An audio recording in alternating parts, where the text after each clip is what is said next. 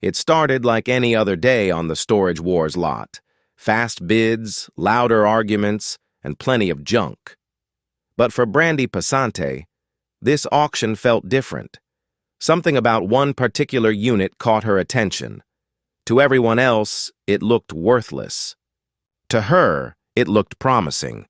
And when the contents finally came to light, the entire cast realized they had just witnessed history being made. Inside that dusty storage locker was a collection so rare, so valuable, that it sent the show's experts scrambling to verify the numbers. The final total, a staggering $1.2 million. But before diving into that discovery, it's worth going back to where it all began. Born in 1980 in Harris County, Texas, Brandi Passante grew up surrounded by brothers who, as she's openly shared, loved to beat the crap out of her. It might sound harsh, but Brandi actually credits that chaotic upbringing for shaping her grit. In an interview with Lifetime, she laughed about how all that roughhousing was the perfect training ground for the male-dominated world she'd later conquer on Storage Wars.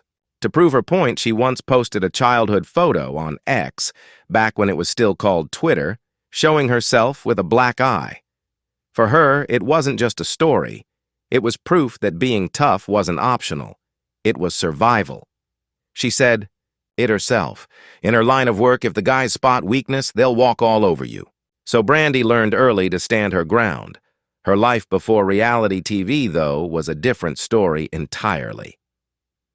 During an episode of the Spirit Talk podcast, she described her childhood as tumultuous, explaining that she often felt like an outsider, even within her own family.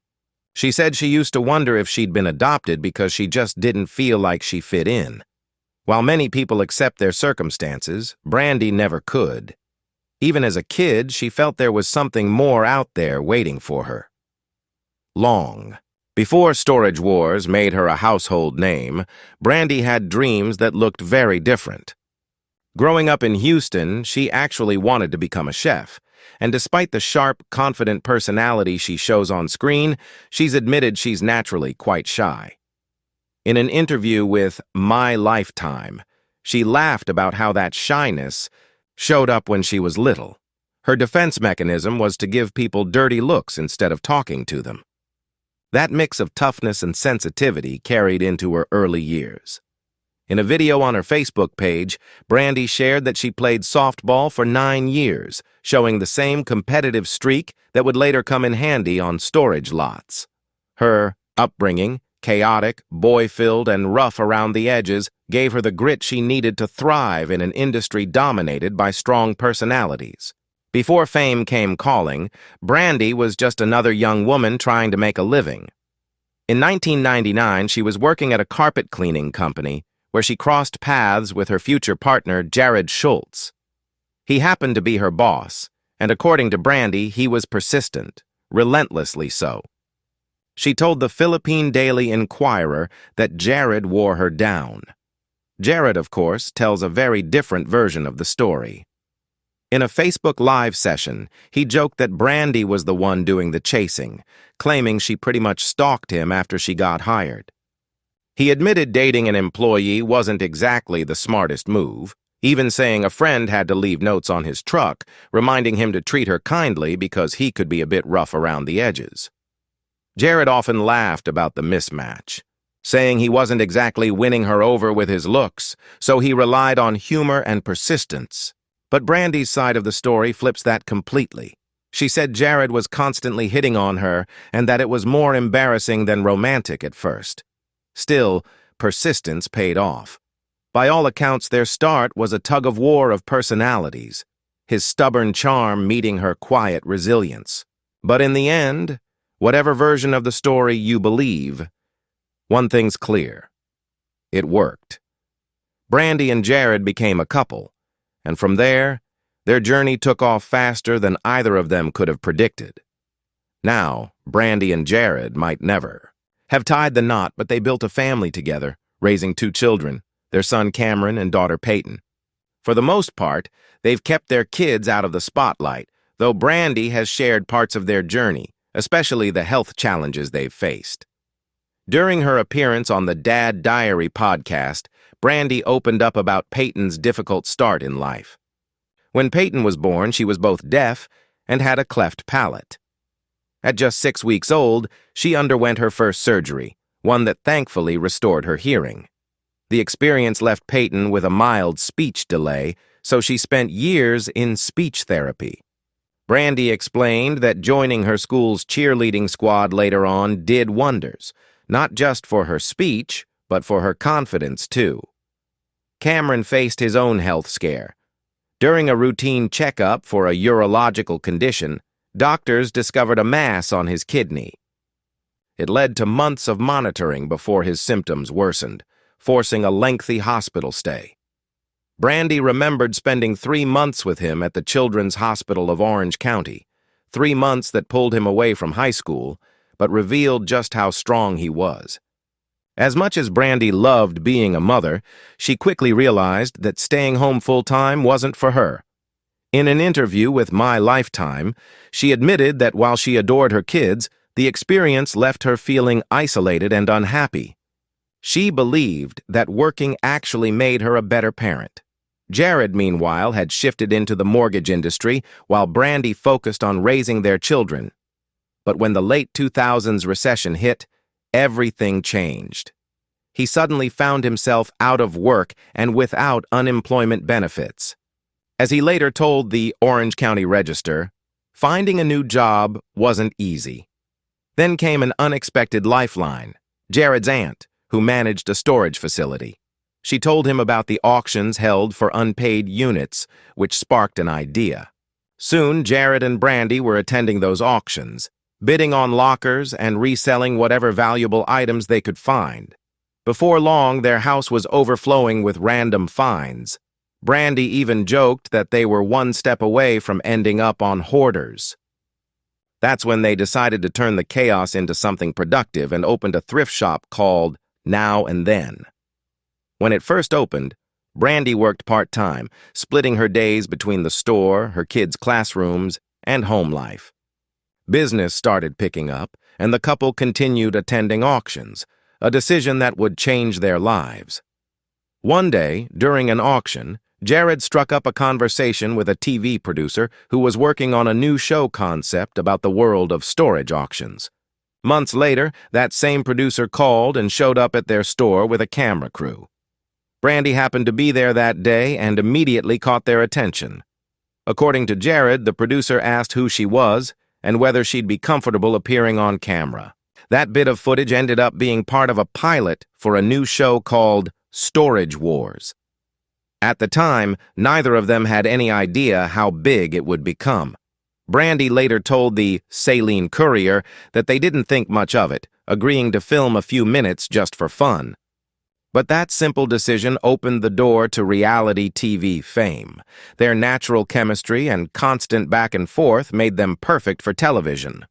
On the show, they earned the nickname Young Guns, a duo known for their fiery energy and friendly rivalry. Brandi quickly became the voice of reason, balancing out Jared's habit of overspending and chasing risky deals.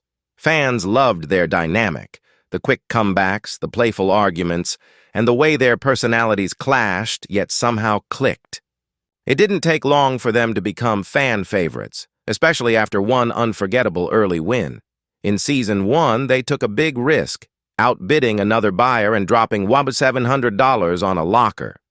When they opened it up, they struck gold, a treasure trove of vintage toys and collectible action figures worth nearly $12,800. It was the kind of score every bidder dreams of. But behind all that excitement, cracks began to form in the Storage Wars empire. Cast member Dave Hester started questioning how real the show actually was. By 2012, his concerns boiled over into a full-blown lawsuit against A&E and the production company Original Productions. Hester claimed the producers were manipulating outcomes, saying they'd salt lockers by planting valuable items to make the finds look more dramatic. He even pointed to specific moments, like when he supposedly found old newspapers announcing Elvis Presley's death or a BMW mini car hidden under piles of trash, discoveries he believed were just too good to be true. In his lawsuit, Hester alleged the show wasn't just tweaked for entertainment, it was completely fabricated. He accused the producers of scripting cast interviews, staging auctions, and even covering the cost of lockers when stars couldn't afford them.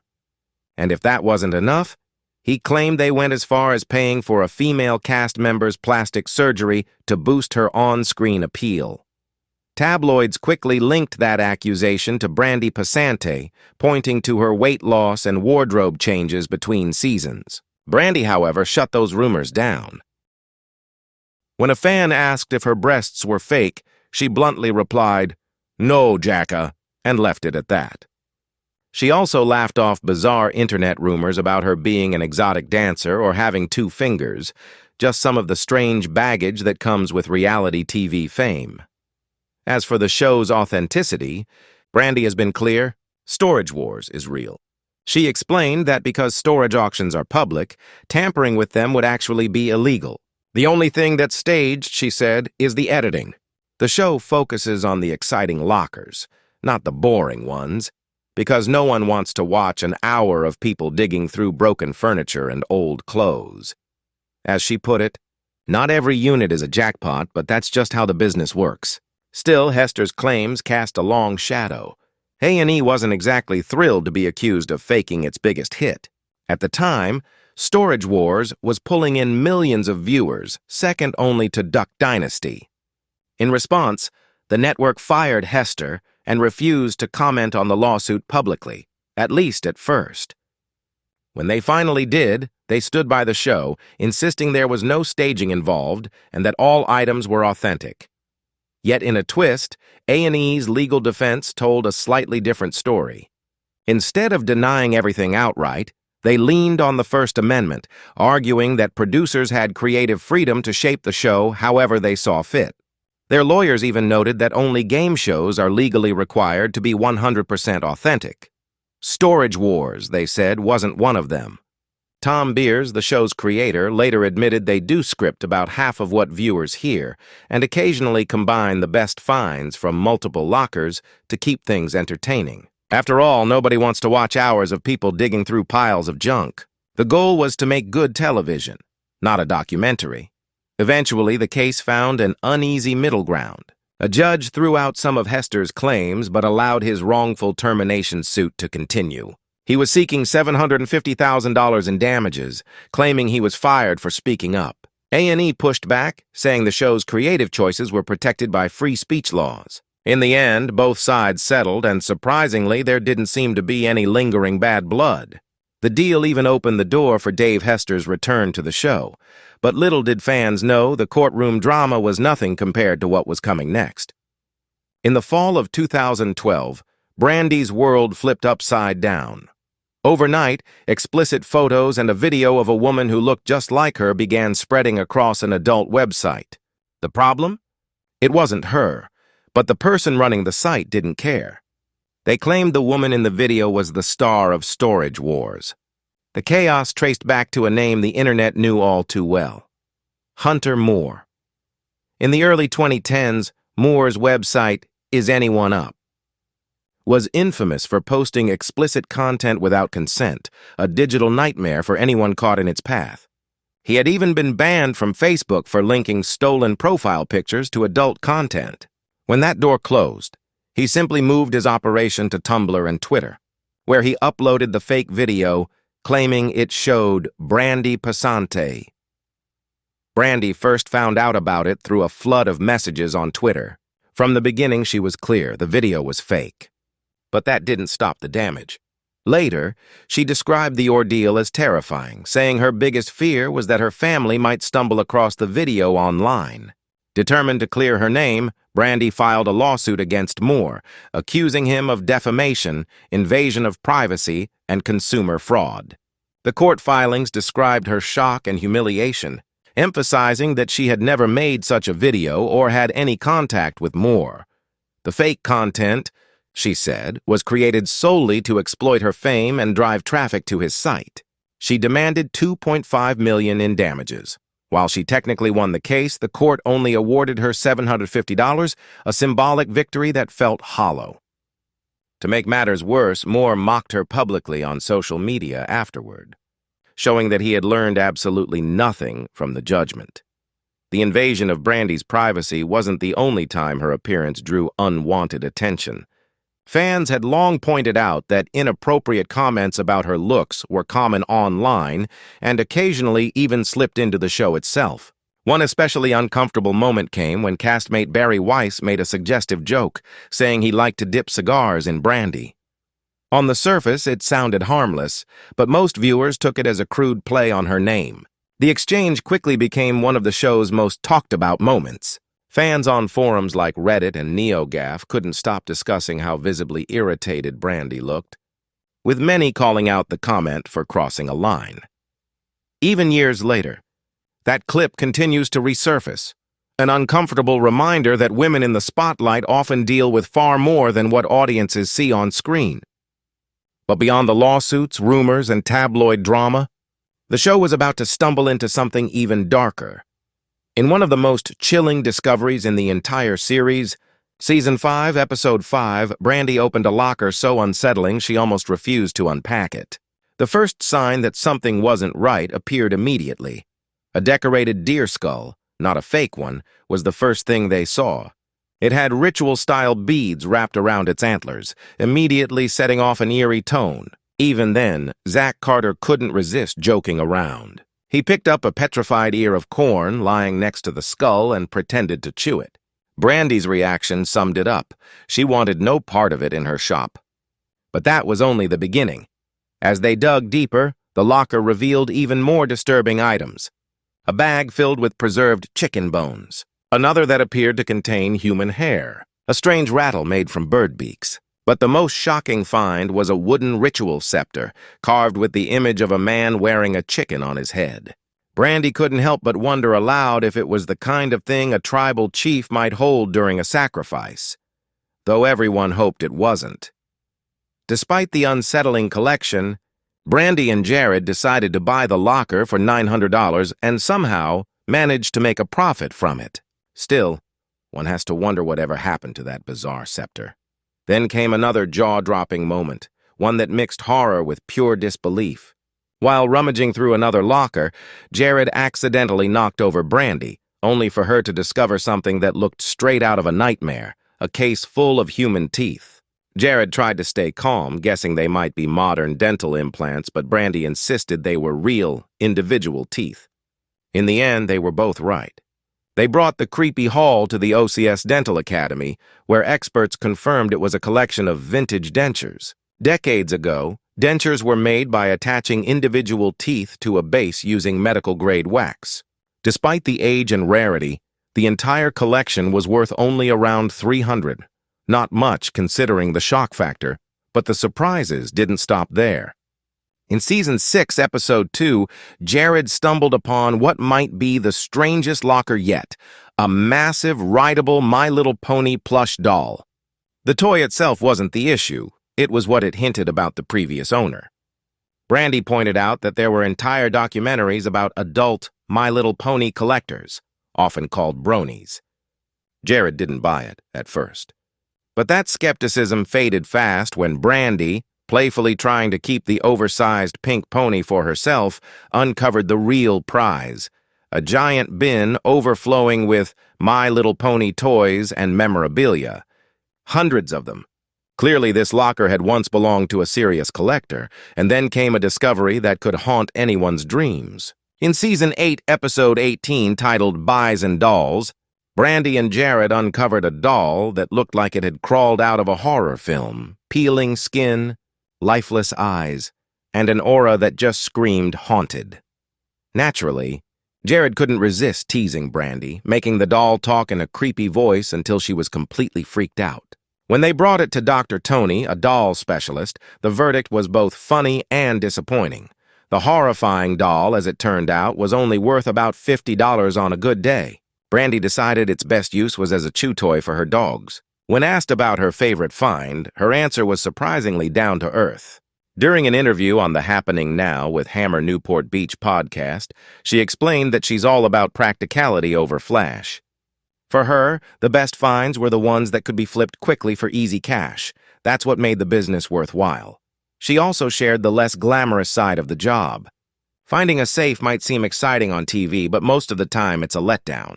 She recalled opening one only to find a single piece of paper, and in another case, a binder full of cutout photos from adult magazines. Still, she stays optimistic. That life-changing jackpot might always be hiding in the next locker. Brandi also revealed one of the behind-the-scenes hurdles of filming the show: getting permission from storage companies to actually shoot on location. Major chains like Public Storage often refuse to let Storage Wars film on their properties. From their perspective, it wasn't good for business. They didn't want to broadcast the fact that if you fall behind on your payments, your belongings could end up on national television. As Brandi put it, there's a reason there's no show called Foreclosure. Big companies prefer to keep that side of the industry out of the spotlight. But just when fans thought they'd seen everything, Brandi's real-life story took a turn no one expected. When the 2021 season of Storage Wars premiered, viewers immediately noticed a major shift. Brandi Passante and Jared Schultz were no longer a couple. She broke the news herself, explaining that the two had split and would now be bidding separately. Jared echoed that sentiment, saying they could still attend the same auctions, just not together. However, the separation soon turned ugly. According to TMZ, just weeks after the season premiered in April 2021, Brandi was out with friends at a bar in Orange County when Jared showed up. They got into a heated argument, and when Brandi asked him to leave, he refused. Witnesses said things escalated quickly, and the police were eventually called. Brandi alleged that Jared pushed her twice before leaving. When police later caught up with him, he denied getting physical, but he was still charged with 1 count of misdemeanor domestic violence battery. After that, Jared was noticeably absent from Storage Wars. The network never confirmed whether he had been officially fired, but his disappearance from the show said plenty. Brandi, on the other hand, seemed to thrive on her own. She continued bidding solo and landed some impressive wins. One standout moment came when she bought a locker for just $35, bribing her friend and co-star Kenny Crossley with food to help her go through it. That gamble paid off. They discovered a Victorian sewing kit worth $900, and the entire unit ended up netting her over $3,000. True to her word, Crossley got his well-earned home-cooked meal. Today, Brandi Passante's life may look a little different, but her drive hasn't changed. She's still the same Texas-born treasure hunter fans fell in love with when Storage Wars first aired. The only major difference now is that she's doing it solo, and proving she's more than capable of holding her own.